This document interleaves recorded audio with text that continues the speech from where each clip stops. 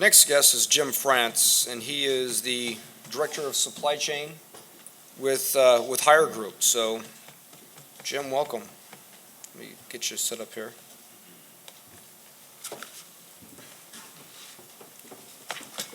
Great, thank you, Jim. Like you said, I'm Jim France, Senior Director of Supply Chain with Hire America. I'll tell you a little bit about Hire, although most of you may not know who we are. We're a global brand. We're a manufacturer and distributor of major appliances and televisions, refrigeration, air conditioners, cooking, and portable air conditioners, and laundry products. Like I said, we manufacture in China and the U.S. In fact, we were the first Chinese company to have a manufacturing facility here in the United States.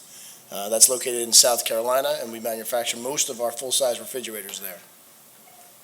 So I'm going to tell you a little story today. It's a pretty recent story of our transformation of our distribution network. It's a pretty major transformation that the company went through to better serve our customers and how it ties into Georgia and this summit. So, like I said, fairly recently, 2012, we had a classic two distribution center network. Like most companies start out when they have national distribution across the U.S., East Coast, West Coast, New Jersey, and California. New Jersey was our major hub. We had 468,000 square feet there and about 125,000 out in California. We had some other peripheral sites, both in Columbia, South Carolina, which is very close to our manufacturing facility, and also down in Puerto Rico to satisfy the Puerto Rican customer we had down there, Sam's. So again, classic two distribution network, like most companies start out with when they have U.S. distribution. So what we did was we performed a network study, studied our outbound volumes to our customers. Based on the map here, the bigger the circle, the more volume that went to those states. So it's fairly obvious based on this that we shipped lots of product into the Southeast. With that, we started looking at, okay, where would the best site be? And we started looking at adding one distribution center, maybe two, maybe three, maybe four, to better serve our customers. Obviously, there's a return on investment there, and after you go over a certain number of distribution centers, it just doesn't pay. The break-even point ended up being 3 distribution centers, and we knew one needed to be in the Southeast, based on the volumes that were on the slide previously. We chose Savannah. Why Savannah? So see how it ties into Georgia and the Logistics Summit. So based on the volumes that you had seen, 48% of our business could actually be shipped through our distribution center down here and through the Port of Savannah. The breakout then becomes 36% in the Northeast and 16% out in California. So with the 3 DCs, it gives our best opportunity to satisfy our customers and also reduces our cost to serve. As mentioned before in some other presentations here in the summit, the Port of Savannah has more of the U.S. population within a 1-day transit time, much more than the New York, New Jersey area. So it reduces our transit time not only to our brick and mortar retailers, but also to our end user customers who order through our retailers' websites. That's a very big growing part of our business, sending it right to the end user. They may order it from HomeDepot.com or Walmart.com or Costco.com, and we send it right to the end user. With that being in Savannah, being closer to our customer, obviously we're going to reduce our freight cost. And then, as we all know, the Savannah port is way ahead of where New York, New Jersey is as far as deepening the port to get the bigger ships in once the new Panama Canal opens up. So other changes that we're in the middle of going through. We're closing those peripheral locations. Again, they're peripheral. We can better serve our customers through the major distribution points. So from the 2 distribution network that was out there before, this is what our current distribution network now looks like. We opened up a facility down in Savannah, like I said. It's actually in Black Creek. And thanks to the good people at Bryan County, really made that happen. We reduced our footprint in New Jersey. 250,000 square feet from 468. Actually, we're in the middle of doing that right now, but it will be 250,000 square feet. California in 134,000 square feet, and obviously we satisfy our Canadian customers with our 2 distribution centers up there as well. Future considerations. As our company grows, we'll perform additional network studies to look at where the next opportunity to better serve our customers may be. Could be Texas, could be Chicago, but it all depends on what the study comes out and tells us. Some of the other considerations that we throw out there, maybe better serve Canada through the U.S. distribution centers.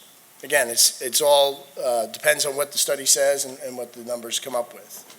So we'll run additional network studies to determine the optimal quantity and the location of our distribution centers. This way we can minimize our costs and also increase our efficiency to our customers. That's all I got. Good. You're on time, man.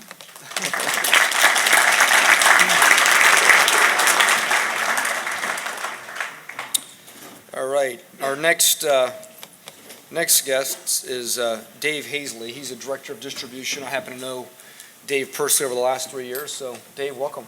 Thank you. I'm not going to bore you with a lot of slides. How many in here are familiar with Hibbett Sports?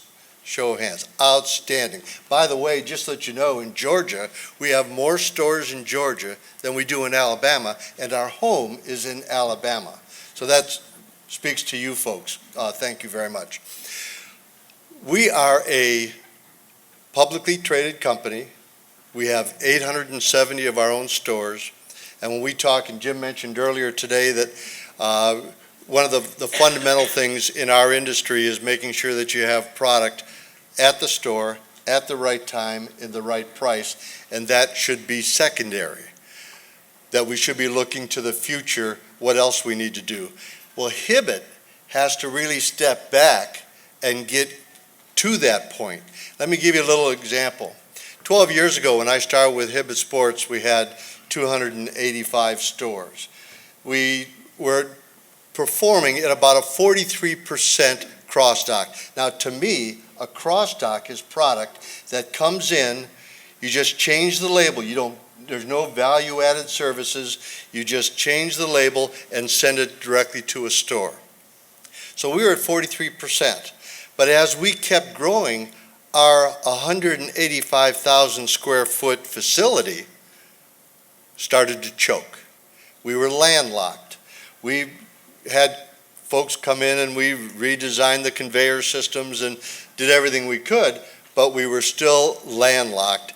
And the energy it took to bring product in, receive it, put it into a location, pick it, and then distro it to a store.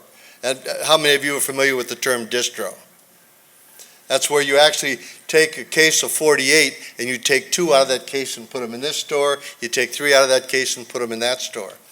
That was killing us because we couldn't get the product through our facility fast enough. So our merchandise team said, wait a second, we can help here.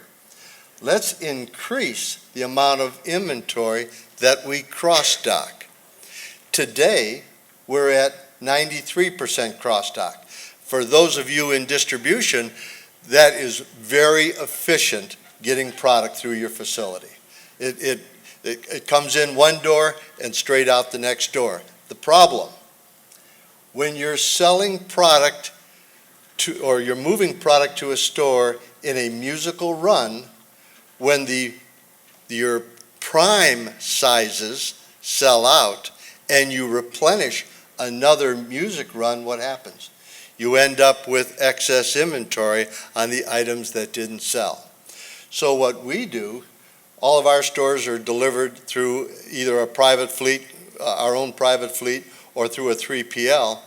We will move inventory from one store to another to make sure that our cash investment in inventory makes sense. And by the way, we're publicly traded. You can see our finances. We're very profitable, and we have no debt to date. Let's put it that way. Because I'll get into a little bit what we're going to be doing very soon with Jim's help. As part of this whole process, we decided we better look at what are we going to do. That 180,000 square foot facility servicing 800 stores, keep in mind, our average store size is only 5,000 to 6,000 square feet. So when we're making deliveries, we're typically loading 10 to 14 stores on a tractor trailer to make deliveries. We deliver once a week on a set schedule, because when you have a small store, you really can't afford to show up anytime. The small store has to know when you're going to arrive so that they can have the team there ready to get the shipment put out on the floor. Our back rooms are very small, typically for shoes, footwear. Everything else goes right out onto the sales floor. We decided to take a look at, okay, what's our marketing plan going to be going forward? We've been very successful. Our niche is in the secondary markets. You're not going to find us typically in direct competition with what we call the big box houses, and I don't have to mention who they are because you all know. But at the same token, we've been very successful. Well, how do we maintain that success? Number one, we pay attention to the customer. That's number one. We also want to make sure that we get the product there. When the customer comes into our store, we want them to leave with the product they were looking for. That means we have to have a high in-stock rate. Well, when you're shipping product to a store at 93% service level, you're not replenishing some of the fast-moving items as quickly as you should. We recognize that. We used a consulting firm to help us analyze our marketing and the way we, right from the time we purchased all the way through to the time it arrives at the store for delivery to a customer. So we've just gone through this process. We're now embarking, we're just breaking ground on a 400,000 square foot facility where we're going to change the way we bring product in. We won't be at 93% cross-dock. We'll be probably in the 70% cross-dock range, and 30% we'll put away and pick based on sales and demand going forward. So we find that in our business, we're taking the low-tech approach. You know, we mentioned, and we do all the same things that everybody else does as far as the social networks and everything else, and we have a MVP program that we can hook customers to Hibbett Sports and communicate with them. But in reality, for us, it's a matter of getting the product to the store at the right time, keeping it very simple. A lot of people, Georgia is an exception because we have so many stores in Georgia, but we're not a well-known commodity out there, but we're very successful. We're going to be building this new facility. We broke ground. We will be employing some new technology, new for us, because everything that we've done up till this point was very labor-intensive and inefficient, if you will. But that happens when you have growth from 285 stores to 870 in the same footprint that's landlocked. You have to make some sacrifices. So our story is we're still back at let's get the product to the store so when the customer comes in, they leave satisfied so they'll come back. That's our story. Thank you very much. I appreciate it.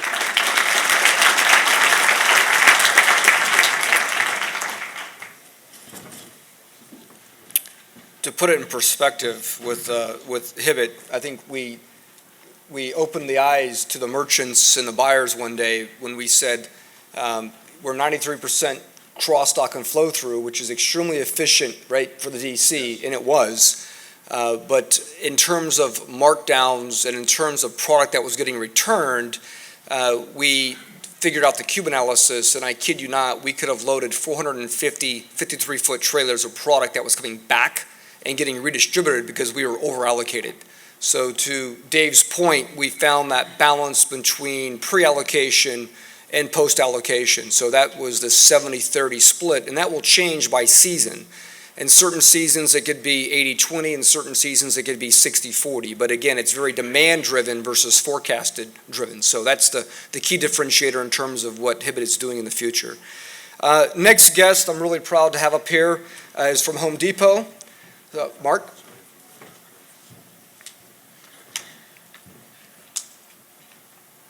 Mark is the Senior Vice President of Supply Chain for Home Depot. Welcome, Mark. Well, thank you, and thanks for the opportunity to talk with you today about the Home Depot and the Home Depot supply chain.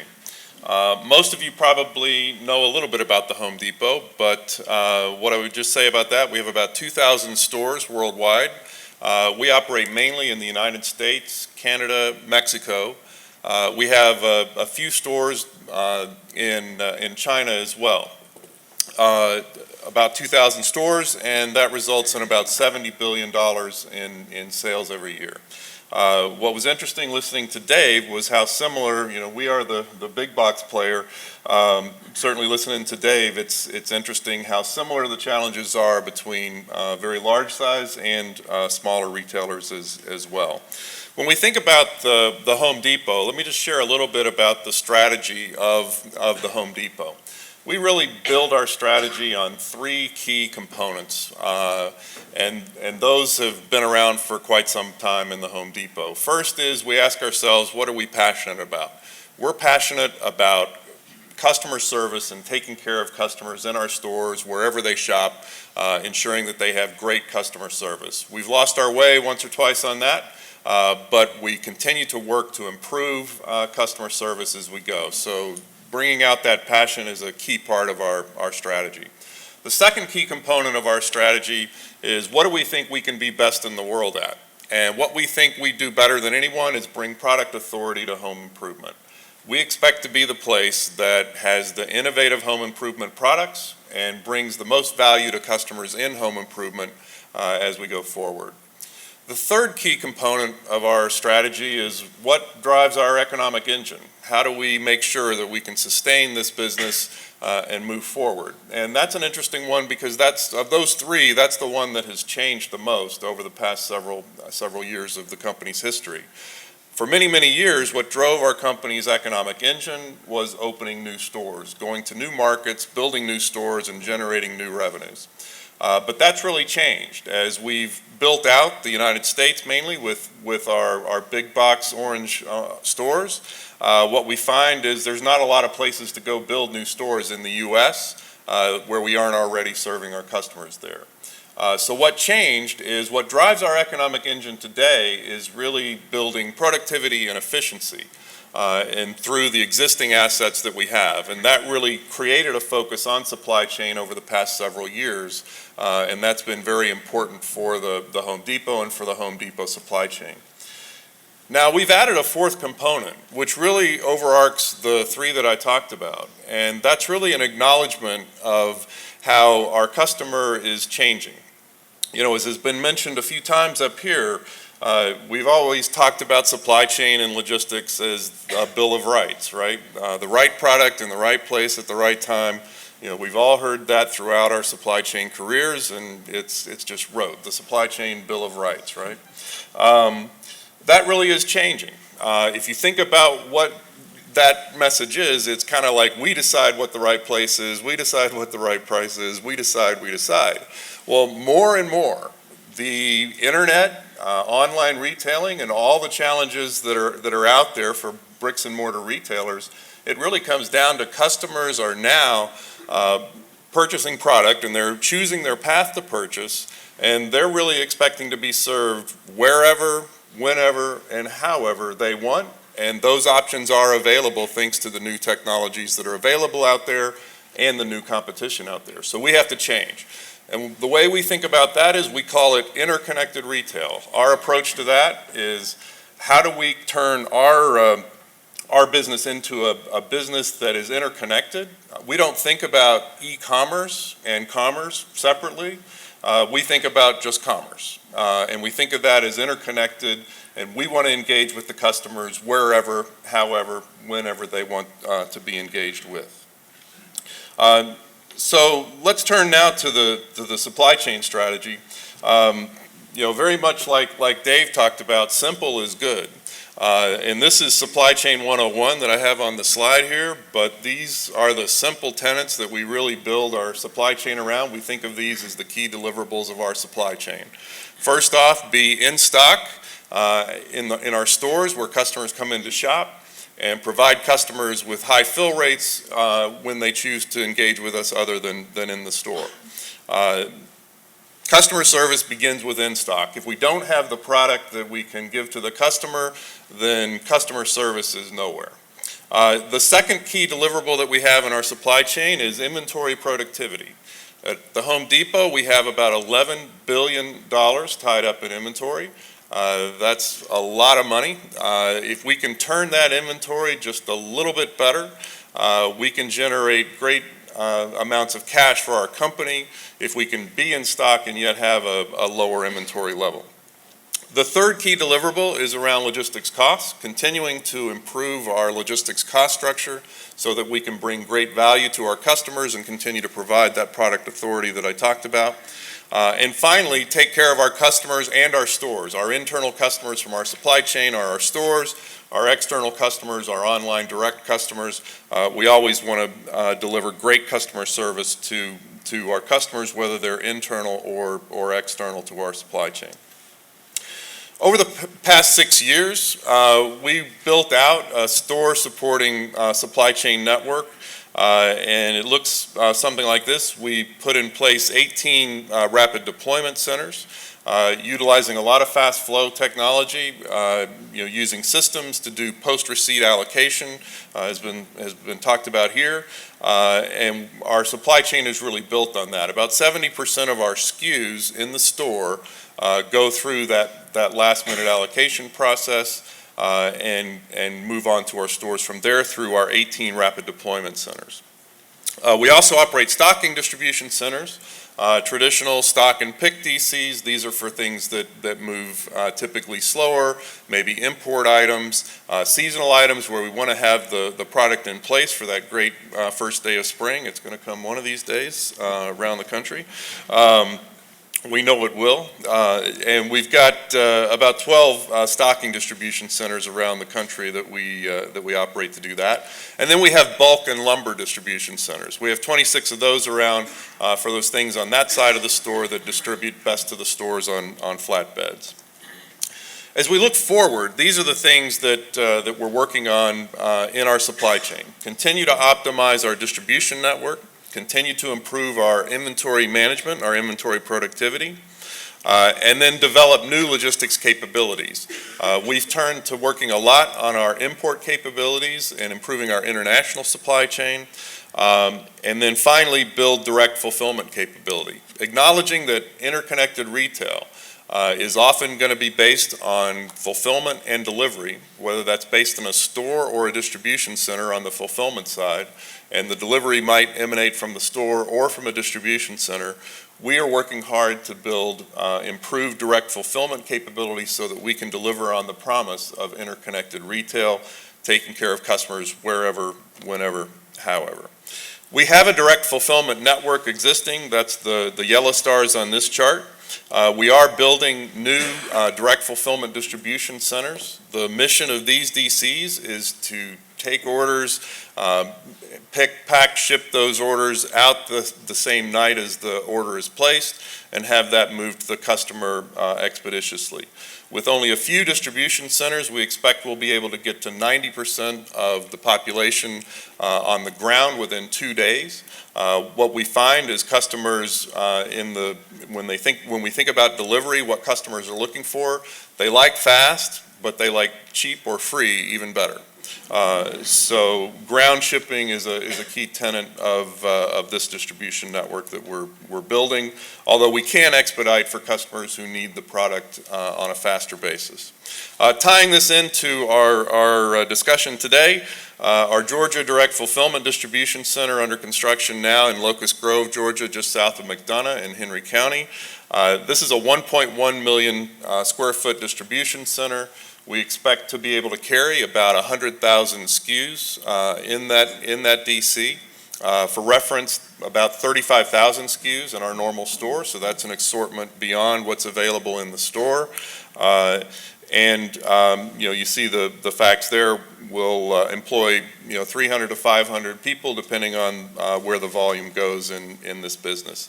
But we're making significant investments in direct fulfillment, again, so that we can deliver on that promise of interconnected retail, supporting our customers in their path to purchase, fulfillment, and delivery, wherever, whenever, however they want. Thank you.